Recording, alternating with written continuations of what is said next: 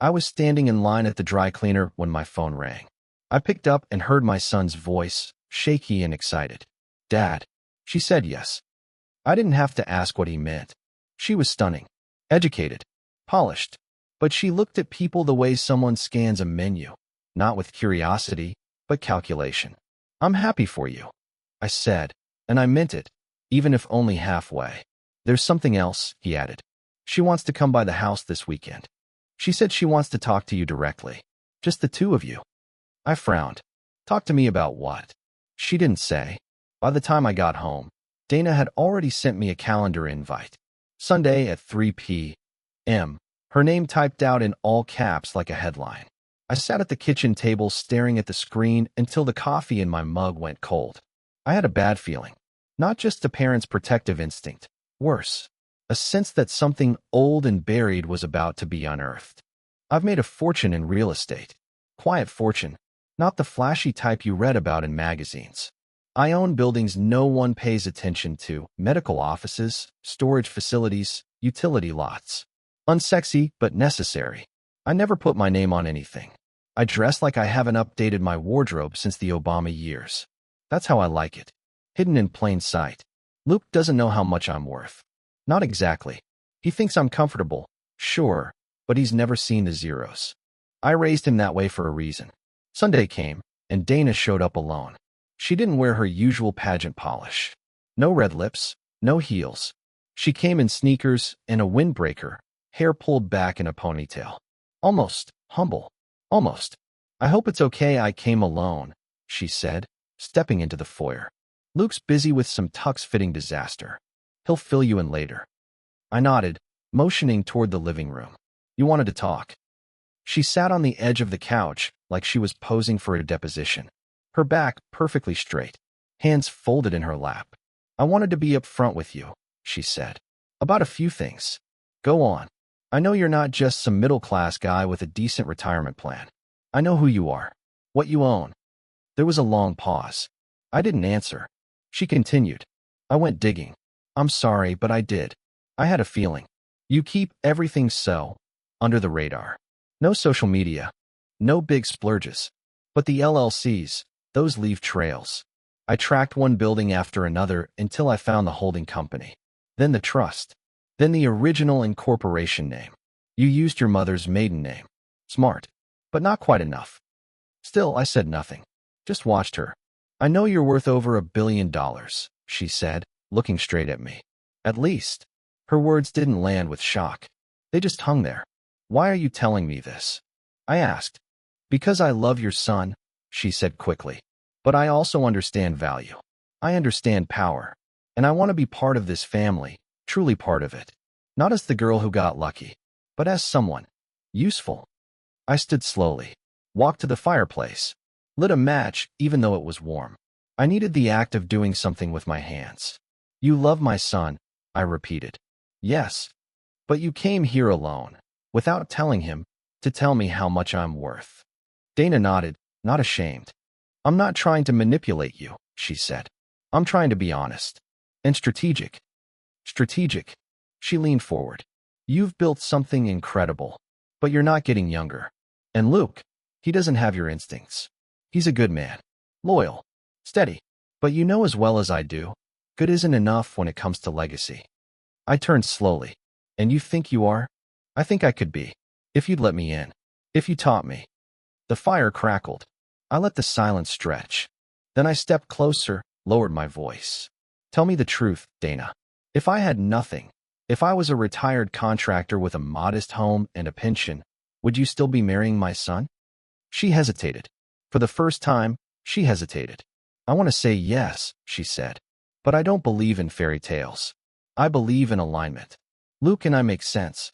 But you make everything possible." There it was. No lies. Just something colder. "I'll think about what you said," I told her. She smiled, just a flicker of something smug. "Thank you. I was hoping you would." After she left, I poured myself a glass of water and stood at the window watching the sun burn out behind the trees. For 20 minutes, I didn't move. The fire kept going, licking the glass. My son was about to marry a woman who wanted to be closer to me than him. Not out of love, but leverage. And I had 7 weeks to decide how I'd handle it. I didn't sleep that night. Not because I didn't know what to do, but because I knew exactly what this meant. This wasn't just a marriage. It was a negotiation, and I was about to become the one who flipped the terms. Luke stopped by the next day, all bright eyes and buttoned-up optimism. He brought wedding brochures like he was presenting quarterly results. I let him talk. Sat there nodding while he explained how Dana had picked the perfect vineyard for the reception and how her aunt knew someone who could do the lighting for free. Every detail was dialed in. Every dollar optimized. I wanted to ask you something, he said halfway through his slideshow. Would you be my best man? I looked at him for a long second. You sure you want your old man standing next to you in every photo? Of course. You're my father. The word felt heavy now. Your fiancée came to see me, I said. He blinked. When? Yesterday. Alone. His shoulders twitched. Did she say anything strange? I smiled, but it didn't reach my eyes. Depends on what you mean by strange. He looked away. That was the first tell. Luke, I said carefully, you ever wonder why I keep things quiet? Why I live the way I do? I always assumed you didn't like attention. I don't. But I also don't like predators. He flinched. Dana's not like that. She found out about the money. His jaw locked. I could see the muscles working. I didn't tell her. She figured it out. He was quiet a long time. When he finally spoke, his voice was lower. What did she want? To be closer. To be useful. She didn't threaten anything. She just made it clear that she knows the value of proximity. Luke stood and walked to the window like I had the day before. His hands went to his hips, a stance he'd picked up from me years ago without knowing it. I didn't want it to be like this, he said. I wanted her to see me for me. Maybe she does, I offered. But she also sees numbers. And numbers speak louder than promises. She loves me. I believe she loves the idea of you. The son of a man, she can turn into a partner in an empire. She's not stupid. She's positioning herself. I'm not stupid either. No, I said. But you're trusting. There was another silence. Then he turned, and his face had changed. Hardened, just slightly. Are you going to sabotage this? Not yet, I said. His eyes narrowed. What does that mean? It means I'm going to watch. I'm going to listen. And if I see anything that looks like an ambush coming, I'm not standing still. She's not the enemy, Dad. Maybe not. But someone is. I didn't say more. I didn't tell him about the email I received that morning. The anonymous message with an attachment titled Prenup Revision 2. 3. A legal document, and signed, but clearly drafted by Dana's attorney. It outlined a future in which the inheritance clause was amended, giving her 25% of any assets transferred to Luke during the marriage. It hadn't been sent to me by mistake. That night, I drove to the city. I don't like meetings after dark, too many shadows, but this one couldn't wait. I parked in front of a brownstone I hadn't visited in 2 years.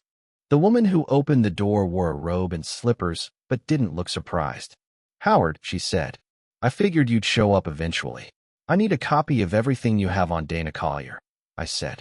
Mara Kaplan used to be one of the best forensic analysts in the financial crime unit before she went private. I'd helped fund her consulting firm. We'd never been friends, but we respected each other's paranoia. She led me to her home office. Pulled a thumb drive from a safe behind a row of dusty wine bottles. She's got ties to a man named Stuart Langdon, she said. Name ring a bell. It did. Stuart was a high-risk investment broker out of Miami, known for shell companies and offshore laundering. He also happened to be Dana's ex-fiancée. They were engaged 3 years ago, Mara said, until he got indicted. Dana walked away clean. Too clean, if you ask me. And now she's a ghost. No public employment record. No active income. But she travels. She buys. She's always liquid. I took the drive and slid it into my coat pocket. You think she's after Luke? I asked. I think she's after you. I left without another word. When I got home, there was a car parked 2 houses down. Black SUV. Windows tinted. Engine off. But I knew the shape of surveillance when I saw it. I didn't call anyone. I just walked past the SUV, never breaking stride, and entered my house through the back. Something bigger than a gold digger's ambition was in play now. Dana wasn't alone in this. She was a blade. and someone else was holding the handle. I didn't touch the thumb drive that night. I poured myself a scotch instead. Let the fire burn down low. Sometimes, you learn more from silence than from documents. I wanted Dana to believe I was standing still, that I hadn't moved. Because the minute they think you've started digging, they start covering tracks. Morning brought rain, soft and steady. I sat at the kitchen island with a notepad and a single line written across the top. Trust is the first thing you spend in war. Below that, I wrote Dana's name, circled it once, then drew a line to Stuart Langdon. I'd known that name a decade ago, a whisper in the kind of circles where money loses its fingerprints. But Dana had erased that connection, so well it took someone like Mara to resurrect it. At 10:13 a.m., my phone buzzed. Unknown number. I let it ring once. Twice. Picked it up. A voice I hadn't heard in 4 years. Mr. Graves, I believe we should talk. It was Henry York, my former estate lawyer. Retired, bitter, and expensive. I hadn't needed him since I consolidated my holdings into a trust. But he didn't call casually. I'm listening. Your son's fiancée contacted me, he said. My stomach didn't turn, it locked.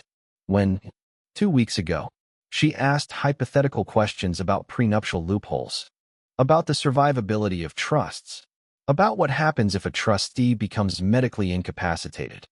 She said it was hypothetical? They always do. She used her name? She used her charm. I recognized her voice from Luke's engagement announcement video. She asked about your succession plan. She's not even married yet. Exactly. I didn't thank him. Yerk didn't expect thanks. He just wanted me to know which way the wind was blowing. Before we hung up, he said one last thing. She's ambitious, Howard. But she's not the brains behind this. That phrase stuck with me the whole day. If Dana wasn't the architect, then who was? That evening, I drove back to Mara's brownstone. She wasn't surprised. Did you check the metadata on the prenup file? She asked, tossing me a flash drive. No. Then you missed something. I plugged it into her laptop. She leaned over my shoulder, smelling faintly of coffee and cold cream. Look at the author tag. I clicked. Froze. The document had been authored by a name I hadn't heard in years. Lydia Shore. My ex-wife. Luke's mother. Gone 20 years from my life after a brutal divorce. Moved to Arizona. Remarried a plastic surgeon. I hadn't seen her since Luke's college graduation. We spoke once a year, maybe. Just enough to maintain the polite fiction that we were still vaguely connected by blood. She's the one pushing this. I asked. Mara shrugged. The file was created on her law firm's device. Same IP address, same upload signature. I cross-referenced it with her firm's e-signature logs. She reviewed the doc. Probably drafted it. I sat back hard. Lydia. Always practical. Always hungry for position. She hadn't cared about me for decades, but she always cared about legacy. If she thought I was dying or planning a transition, she'd move to secure her son's future. Or her piece of it. You think she's working with Dana? Working with or guiding? Hard to say. But someone wants to rewrite the succession. I stared at the ceiling. That means they think I'm weak. No, Mara said. It means they think you're slow. That night, I opened the safe behind the bookcase and pulled out the original will. 2 copies, notarized, sealed in plastic. One named Luke as the successor trustee, in case I passed suddenly. The other named a holding company in Nevada with my signature directing all assets into it under emergency clause. They hadn't found that second clause, but they would. I needed a firewall. Something alive, breathing, capable of disrupting the chain if things went sideways. That's when I made the call. To someone I hadn't spoken to in over a year. Avery, Luke's half-sister. My daughter from a short, sharp second marriage I don't talk about. She was 30, worked in mergers, and had a mind like a scalpel. I'd kept her out of the loop for her own sake, but now I needed a wild card. She picked up on the second ring. Dad, I need you to come by the house. Now. Yes. Bring your discretion. 2 hours later, she walked through the door like she'd never left. Long coat, no makeup, eyes alert. What's going on? I handed her the file Mara had given me. Watched her read in silence. Her expression didn't change, but her knuckles tightened slightly on the pages. Tell me everything, she said. I did. When I was finished, she asked one question. Do you want to play defense? I shook my head. No, I want to break their formation before the wedding ever happens. Then we start tonight, she said. And we start with her credit trail. If Dana's being funded, I'll find the tether. And Luke, we leave him alone. For now, he's not the target. I nodded, but I didn't say what I was thinking. If it came to it, and Luke refused to see what was coming, then maybe he was the target after all. Avery didn't waste time. Within 24 hours, she had full access to Dana's financial history. Not just the credit reports, but the shadows underneath. Payment cycles, asset shifts, transfers between accounts that didn't belong to her name but linked through device IDs. Dana had 2 phones, one legal, one hidden. She's got a burner account, Avery told me, sliding a laptop across the table. Everything runs through it. Venmo requests, hotel bills, wire transfers. It's clean, but she's sloppy about habits. Look at this. She pointed to a repeating transaction, weekly payments to a Manhattan P.O. box tied to a shell consulting firm. Who owns that box? No one on paper, but I traced the keyholder to a man named Miles Renner. That name stopped me. Renner was Stuart Langdon's attorney during the indictment, known for keeping dirty clients clean. What's he doing in this? Getting paid, Avery said flatly, which means Dana's not acting alone. She's being coordinated. The question was, by whom? Luke had no clue. I kept him out of everything for now, even as his wedding plans became increasingly extravagant, not because he wanted it, but because Dana insisted. Guest lists ballooned. Venues changed. A private chef from Vancouver was flown in for a tasting. Luke looked overwhelmed every time I saw him, but he never complained. He wanted peace. He wanted her happy, and she knew that. You should be proud of him, Avery said one night. He's trying so hard to do right. I am proud of him, I said. That's why I won't let them eat him alive. 3 days later, Dana made her move. I found out when I showed up to my downtown office, and the front desk manager handed me a business card. She was here 30 minutes ago, he said.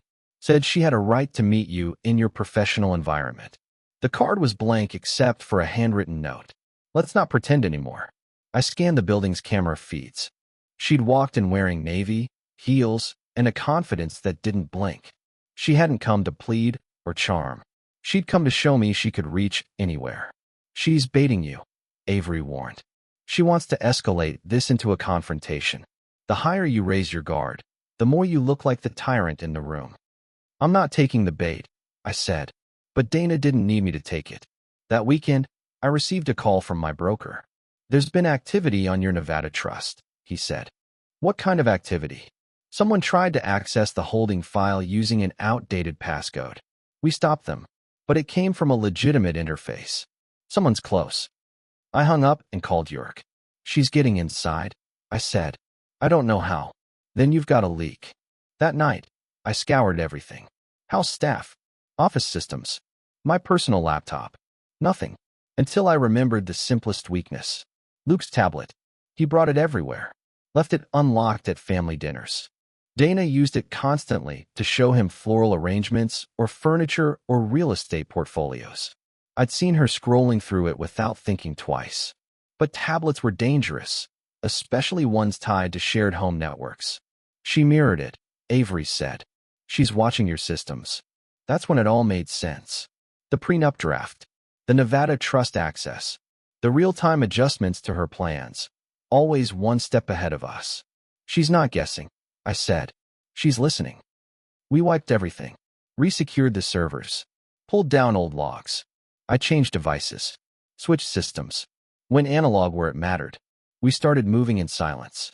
But even with the noise cut off, Dana didn't miss a beat. She pivoted fast.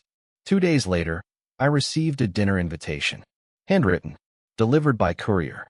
My name spelled correctly. No return address. Just a time and place. She'd reserved a private dining room at Bellamy's, one of those velvet-heavy establishments where every table comes with its own waiter and the lighting hides nothing. I showed up 10 minutes early. She was already there. Thank you for coming, she said, standing as I approached. No one knows I'm here, I said, so don't waste time. She smiled. Calm. Unbothered. I know you're protecting Luke. I know you think I'm dangerous. Because you are. And yet, she said, you haven't told him. I stayed silent. You think you're keeping him safe by hiding the truth, she continued. But all you're doing is building a bigger collapse. The moment he finds out, and he won't forgive you. Not for what I did, but for what you didn't say. You're bluffing. I'm not bluffing. I'm warning you. If you want to protect your son, stop painting me as the villain. I'm not trying to destroy him. I'm trying to raise him. You want to raise yourself. She didn't deny it. I was born with nothing, she said. Everything I have, I built. So did you. So why is it so wrong for me to want more? Because you're using him to get it. She leaned forward, lowering her voice. What if I'm not the only one? I froze. What does that mean? She looked at her glass. Didn't answer. Tell me. She met my gaze again, and this time it was different. Not icy. Not smug. Just tired. Your son isn't as naive as you think, she said. Ask him about the trust. Ask him what he already knows. I left without dessert. Back at the house, I poured a drink, but didn't sip it. Just watched the rain hit the windows. The house felt quieter now, like something had shifted. Luke knew. Some part of him had already crossed the line. The only question now was whether he'd crossed it with her. I didn't sleep that night. Not in the way people mean when they say they didn't sleep. I mean, I sat in the same chair for 7 hours, unmoving, listening to the creak of the house settling into darkness. The kind of silence where your own breath starts to sound dishonest. I thought about Dana's words, the way she said, ask him what he already knows. I replayed it a dozen times. Not as a threat, not as an attack, but as a dare. At sunrise, I picked up my phone. Luke answered groggily. Hey, Dad. Everything okay? I need you to come over. No excuses. Now. He hesitated. I've got that suit fitting at. I said now. He arrived in sweatpants and no jacket. The look of a man who expected a lecture but hoped for a hug. I didn't offer either. I led him to the study and shut the door. What's this about? You've seen the trust documents. It wasn't a question. He looked at me, face flat. I don't know what you mean. Don't lie. Dana told me to ask you. That means you're in deeper than I thought. He dropped into the chair across from me, rubbed his face like he was suddenly exhausted. I didn't want it this way. Want what? To lie to you. So you did. He nodded. She found something on your laptop a month ago. An old folder you must have forgotten to encrypt. She showed it to me. Said it looked like an asset flow map. She was right. Why didn't you come to me? I didn't want to confirm it, he said. I told myself it didn't matter. That the money wasn't the point. But it became the point. He swallowed. She started talking about legacy. About risk. About what happens if you go under suddenly. I told her you're not that old. She said it's not about age. It's about exposure. She say she'd leave you if you didn't get access? No, he said quietly. She said she'd stay either way. But she also said, what kind of man walks into a family like this and never asks what the future holds? That's not love. That's pressure dressed as insight.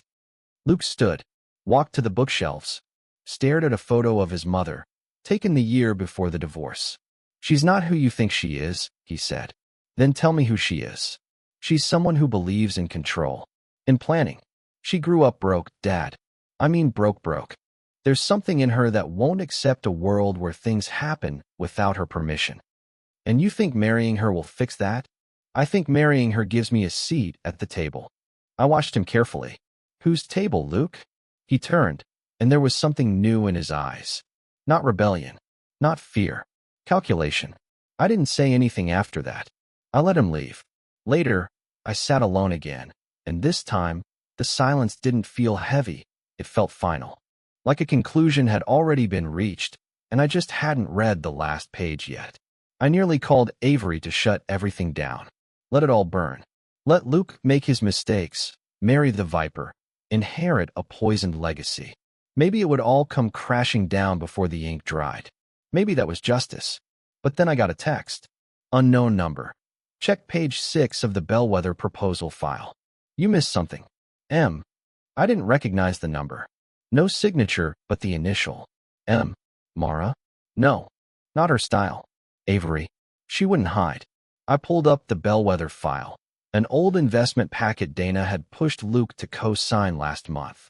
It had gone through my office unnoticed because it looked like a pitch for a passive real estate venture. Page 6 was a financial disclosure form. Nothing unusual, until I noticed a note in the margin. Microscopic, embedded in the PDF. Not a visible text layer, an annotation code. I extracted the metadata. It said, asset dump runs through Ridgewell Partners. Check who's on their board. I did, and that's when I saw the name. Lydia Graves, Luke's mother, my ex-wife. Not just drafting prenups now. She was sitting on the board of the same firm Dana wanted Luke to funnel money into. I called Avery immediately. She answered mid-breath, like she was running. Tell me you're sitting down, I said. Why? Because Dana and Lydia are co-conspirators. Bellwether is the real play. The wedding is just a distraction. There was silence. Then, holy hell. She's not marrying Luke for the money. She's marrying him for his signature. It all clicked. The pressure, the haste, the sudden need to formalize things. They weren't just planning to marry into the family. They were planning to loot it. The next morning started with wind. Not just a breeze, but a sharp, restless wind that pushed against the glass like it was trying to get in. It rattled the kitchen windows while I poured coffee and stared out at the cold gray sky. And for once I understood the feeling. Something in me was trying to get out, too. I didn't call Luke. I didn't call Dana. I called Lydia. She answered on the second ring, voice as smooth and untouched as ever. Howard, what a surprise. You need to come to the house. Today. No excuses. She didn't protest. Didn't ask why. She just said, 2 o'clock. At 1:58, she stepped out of a Blacktown car in a wool coat that probably cost more than my entire wardrobe. Same posture. Same elegance. She looked like someone who had never once been caught off balance. Until I opened the front door and said, the game's over. Come inside. She entered without comment, letting me lead her to the study. I didn't offer coffee. She didn't ask for any. How long have you been orchestrating this? I asked. She sat on the leather chair across from me, crossed her legs, and took her time answering. You'll need to be more specific. Bellwether. The trust revisions. Dana. She smiled faintly. That. Don't play coy. She leaned forward slightly. I never lied to you, Howard. We both know Luke isn't a visionary. He's decent. He's loyal. He's safe. But the empire you built needs someone more than safe. Dana has instincts. Dana has ambition. And so do I. I stared at her. So you fed her. You trained her. I gave her direction. I reminded her that opportunity doesn't wait. You turned her into a weapon. She stood and walked to the fireplace, running her fingers along the mantel. You hid the truth from him for years. You built walls. All I did was offer him a ladder. That ladder leads to a collapse. Only if you keep resisting it. I stood now too, the fire in my chest matching the one in the hearth. You used my son. You used our son. She turned slowly. And you think you didn't? You think raising him in ignorance was some kind of noble act? You created a kingdom and told no one who the heir was. Of course vultures came. Of course he's unprepared. You made him a target. We stared at each other, decades of silence hanging between us like a broken chandelier. What do you want? I asked. A seat at the table, she said simply. For Luke. For Dana. And, yes, for myself. You want control. I want security. You already had it. You had my silence. Silence isn't security. It's just a countdown. I walked past her and opened the desk drawer, pulled out a folder and tossed it onto the table. What's this? Proof that Ridgewell Partners is a laundering front. She didn't blink. I also have audio of your conversation with Dana. Impossible. She's been sloppy. Or maybe she wanted to be heard. Maybe she wanted out. I don't know. But I know this. If you don't back off, I will bring everything to light. You'll be disbarred. She'll be ruined. Luke will see both of you for what you are. Lydia studied me, then slowly sat back down. You'd destroy your own son to win? I'd destroy everything around him to save him. We didn't speak for a long time. The clock ticked in the corner. Wind scraped the windows. You won't get away with it, she said eventually. Not clean. I don't need clean. I need done. She rose again, adjusting her coat. You always did love a dramatic finale. And you always underestimated how far I'd go to protect what's mine. She paused at the door. For what it's worth, I never wanted to hurt him. Then you shouldn't have turned him into collateral. She left without another word. I called Avery next. Told her to initiate phase 2. That means pulling the emergency override, Dad. Once we do that, there's no going back. Then we go forward. She paused. Understood. I'll move tonight. I hung up and stood alone in the quiet, staring out at the windswept trees. The war had gone hot, and I was just getting started. The morning after Lydia left, the house felt strangely calm.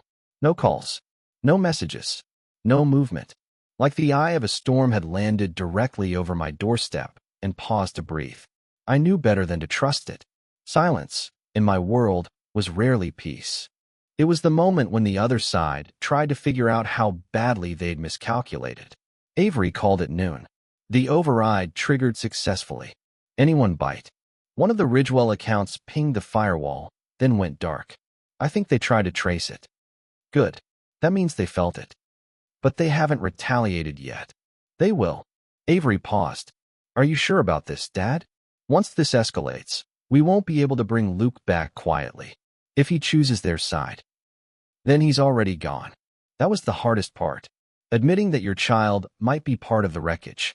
Not because he's cruel, but because he's blind.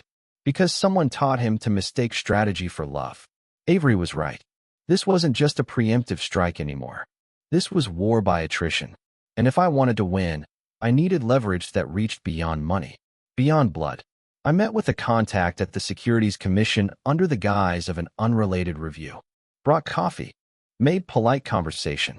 Then I slid a single folder across the table. You didn't get this from me, I said. He flipped through the first few pages. Raised an eyebrow. You think Ridgewell is dirty? I think they're laundering trust allocations through shell firms and trying to use a wedding to legitimize succession access. He closed the folder and leaned back. You just described about 6 billionaires I know. Yeah, but I'm not most billionaires. I'm willing to burn it all. He nodded slowly. Understood. I'll have someone look into it quietly. If something comes up, you'll know first. I left the meeting with my coat collar turned up and a new thought forming in my mind. I needed someone inside Dana's camp. Someone who owed me nothing. Someone who liked to get paid. Her wedding planner was a woman named Chelsea Morrow. Young. Efficient. The type who never forgot a name, a date, or an invoice. I called her office and asked to meet about a personal contribution to the wedding. She showed up in heels and a power blazer, clipboard in hand, expecting a pitch. Instead, I poured her a glass of wine and handed her an envelope. What's this? $5,000. For your time. Not for what you do. For what you know. Her eyebrows lifted. Mr. Graves, I'm not sure I want to know what she says when I'm not around. How she talks to Luke. What she's planning in rooms I can't enter. Chelsea hesitated, then took a sip of wine. And if I refuse? Then you keep the envelope. And walk away. No threats. No tricks. Just silence. She stared at me a moment longer. Then she set down the wine. Dana's obsessed with the guest list. But not for the reasons you think. She's not worried about image. She's worried about positioning. She asked me to seat anyone with legal or financial background close to her side of the family. That's not social politics. That's alignment. Who's paying for the wedding? Officially? Luke. Unofficially? Dana's account. But that account gets weekly deposits from an external firm. A group out of Delaware. LLC tied to a Nevada holding company. I looked into it after she changed caterers for the 3rd time. I smiled. You're more than a planner. I don't like being lied to, she said. Especially when people use weddings to clean up after themselves. What else has she said? She's planning to bring in a notary on site. She wants to have Luke sign the revised succession agreement before the vows. Claims it's for timing. But it's not. She's trying to bind him before he realizes what he's signing. I leaned back. That was it. The opportunity. The one flaw in her entire playbook. Can you make sure the notary gets delayed? 10 minutes. That's all I'll need. Chelsea didn't hesitate. Consider it done. When she left, I called Avery. We strike on the day? Not before. You sure you want to wait that long? That's when she'll be most vulnerable.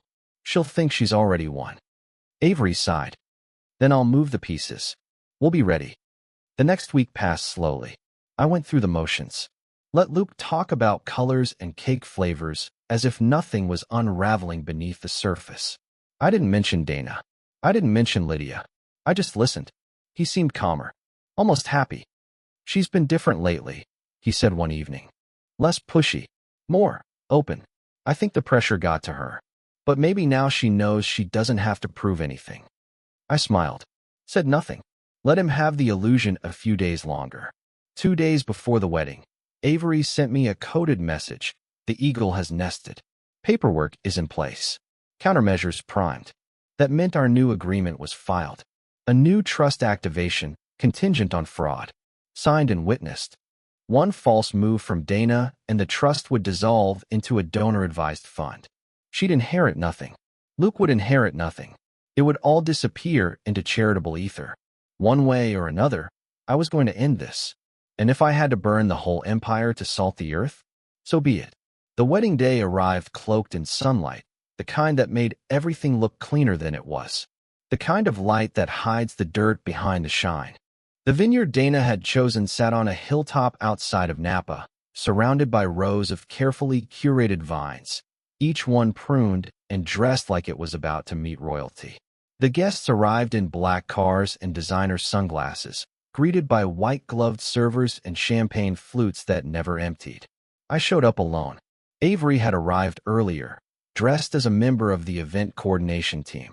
She wore a headset, carried a clipboard, and looked so natural that no one gave her a second glance. Chelsea had done her part. The notary, scheduled for 11:15, had been delayed by a routing issue involving an incorrectly labeled document packet. That bought us 10 minutes, maybe 15. I took my place in the third row, close enough to see Dana's expression, but far enough to keep Luke from reading mine. He stood near the altar, nerves hidden behind a practiced smile. His tuxedo fit perfectly, his hair combed back, and he looked, for all the world, like a man about to step into the best day of his life. Dana appeared from behind the arched trellis on her father's arm. Her dress was minimal, clean, designed to evoke elegance without calling too much attention. But she didn't need fabric to pull focus. The woman radiated control. She didn't glance at the crowd, didn't scan for familiar faces. She locked eyes with Luke and didn't look away. Halfway down the aisle, Avery brushed past me and dropped a folded napkin in my lap. It read, "Notary rerouted. Arriving in 5. She's expecting the signature before vows." That was the cue. I stood and stepped out of the row, walked calmly toward the back of the venue where the catering staff were prepping in silence. Behind the staging tent, 2 black sedans idled, one of them unmarked. Inside, 3 private investigators sat watching a live feed from a drone circling the grounds. "Any movement from Ridgewell's reps?" I asked. "None," one of them replied. "They're not here physically, but their signals pinged near the vineyard an hour ago. Could have been dropped off, or hiding out nearby. Keep the perimeter tight. If anything moves that doesn't belong, I want eyes." Understood. I stepped away and dialed Chelsea. "She's stalling now," she said. "Keeps asking if the documents arrived. Keeps checking her phone like she's waiting on a green light. Delay her another 3 minutes. Then bring Luke to the wine cellar. Alone." "You sure about that?" "He needs to hear it before he signs." "If he signs." By the time I reached the cellar entrance, Chelsea had intercepted Luke under the guise of a missing cufflink emergency. Dana watched him go with a frown, then quickly masked it with a smile as her bridesmaids swarmed around her. She wouldn't follow him. Not yet. The cellar smelled like cedar and cold stone. Luke followed me down without speaking. He closed the door behind him and waited.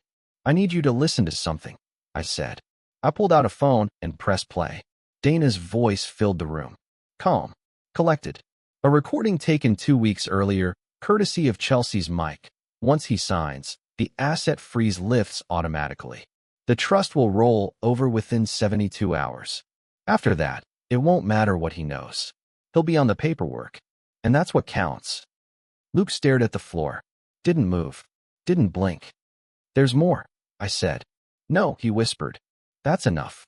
I let the silence hold. Let the weight of it settle on him like snowfall. She said she loved me. She loves what you represent. That's not the same thing. He looked up, eyes red but dry. And Mom? She knew? She helped build the playbook. He shook his head. A slow, measured shake that meant he wasn't surprised. Just tired. What happens now? You decide. Walk out there and sign it. And you lock yourself into a future you don't control. Refuse, and you burn every bridge Dana built for you. There's no going back either way. He nodded, took a breath, and walked out. I followed 10 steps behind.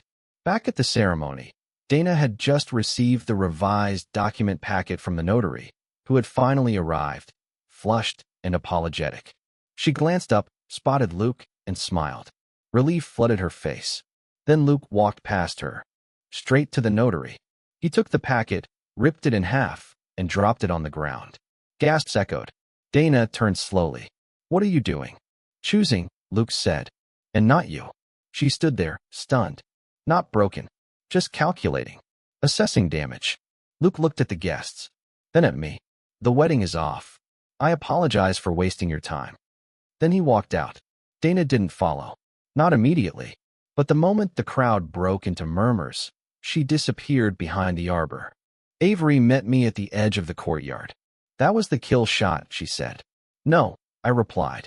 That was the prelude. Because 2 hours later, while the guests sipped leftover champagne in disbelief, Dana filed an emergency motion in court to invalidate the trust on the basis of undue influence and mental coercion. She wasn't walking away quietly. She was going to scorch the earth. She moved faster than I expected. By the time the sun dipped below the hills and the final guests drove away from the vineyard, Dana's emergency injunction had been filed, processed, and reviewed by a judge in San Francisco. The argument was elegant, if desperate, that Luke had been manipulated by his father under extreme emotional duress, coerced into rejecting a legal agreement he'd previously consented to, and that the trust in question had been structured in a way that violated several clauses of equitable beneficiary rights. Translation: she claimed I had psychologically bullied my son into dismantling his own future, and that the trust's architecture was designed to lock her out from the very moment she stepped into Luke's life. It was a PR nightmare in waiting, if it ever hit the press. I read the full affidavit 3 times in silence. Each sentence dripped with curated victimhood. Each paragraph painted her as the naive woman who had simply loved a man too rich for her world, punished for daring to dream. Avery sat across from me, scanning a separate stack of documents. She's betting on 2 things, she said. Public sympathy, and your reputation for control. She thinks I'll back down to avoid spectacle. She thinks you care what people think. I stood and paced the length of the study. She wants a public trial? No, Avery replied. She wants a settlement. She wants you to blink first. Offer her a slice just to shut her up. Then she walks away with leverage. Then we don't blink. Avery tapped her pen twice. We go nuclear? I nodded. It's time. That night, I activated a contact I hadn't used in 12 years. A former asset manager who now worked as a private data analyst for high-stakes financial disputes. His name was Dorian Slade. If Mara Kaplan was a bloodhound, Dorian was a surgeon. Precise, clean, untraceable. He picked up on the first ring.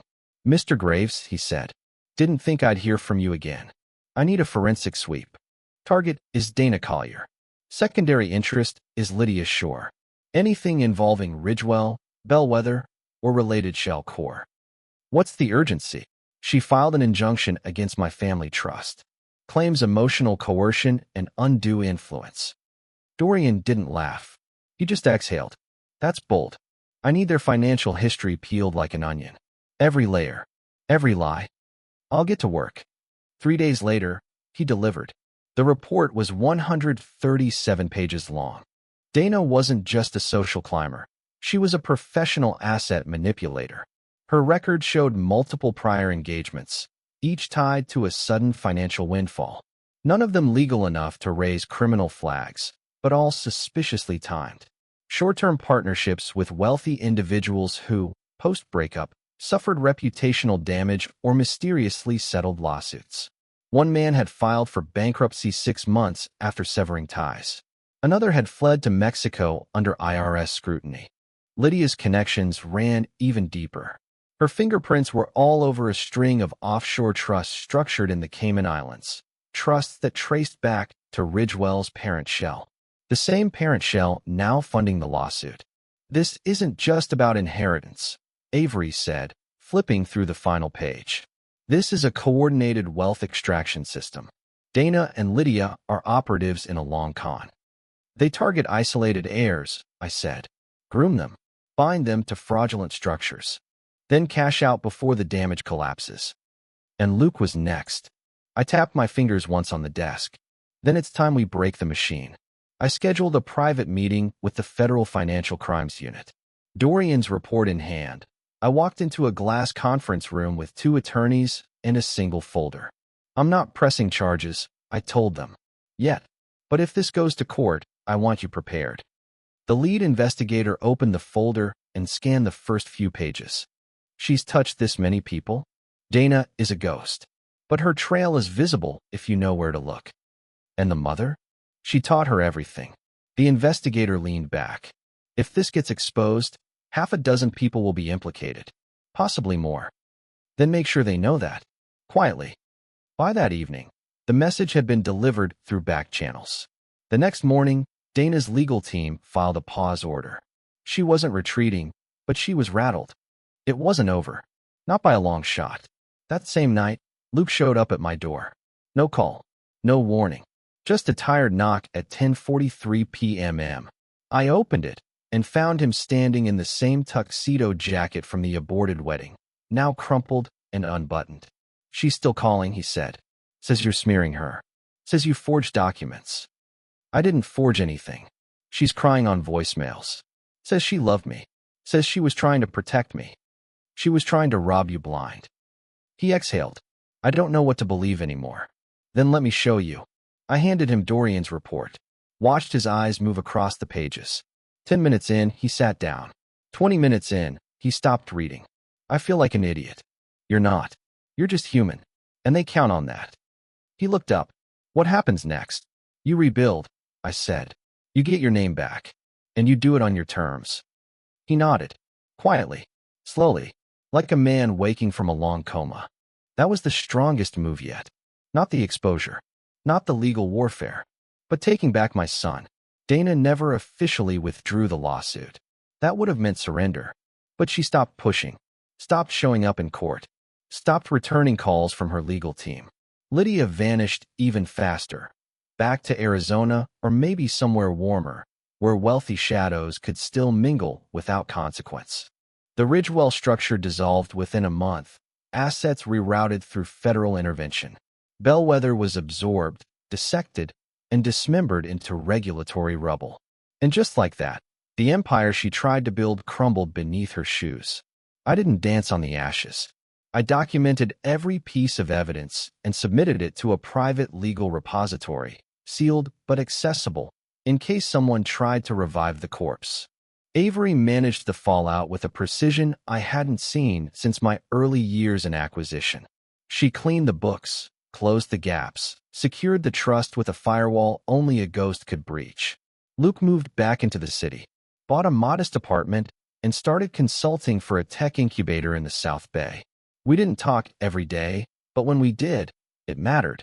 3 months later, I ran into Dana. Not in a courtroom, not at a gala, at a bookstore. Of all places, a quiet one near the park. She was standing in the psychology section, holding a book on trauma recovery. We made eye contact. She didn't flinch. Mr. Graves, she said calmly, didn't expect to see you here. You never expect to see someone after you try to ruin them. She gave a soft, bitter smile. Guess we both failed then. I didn't reply. She looked thinner. Not sick, just less polished. Like the mask had been shelved. The dress she wore had no designer tags. No diamonds sparkled at her wrist. I read the report, she said. The one you gave Luke. Slade's work. Then you know you never stood a chance. Maybe. Or maybe I just bet too early. I tilted my head. Is that supposed to be regret? No, she said. Just recognition. You were always going to win. But that doesn't make you right. I stepped closer. Not threatening, just enough to narrow the air. I protected my family. You preyed on it. I did what I had to do to survive. And how's survival going? She didn't answer. I watched her for a long moment, then walked away. She didn't follow. Outside, the sky had turned a deep autumn gray. I stood at the corner, listening to the wind in the trees. I didn't feel vindicated or victorious, just clean. Back home, I poured a drink, sat in the study, opened the last file Avery had compiled. It was a simple report, just a single page. It read, Status, mission complete, primary target, destroyed secondary collateral, contained integrity of empire, restored. At the bottom, she'd handwritten a final line. You won. Now let it stay buried. I smiled. Because that's the thing about revenge, real revenge. It's not loud. It's not public. It's quiet. It's private. And it doesn't leave scars. It leaves silence. The kind that makes your enemies wonder if they were ever even a threat to begin with.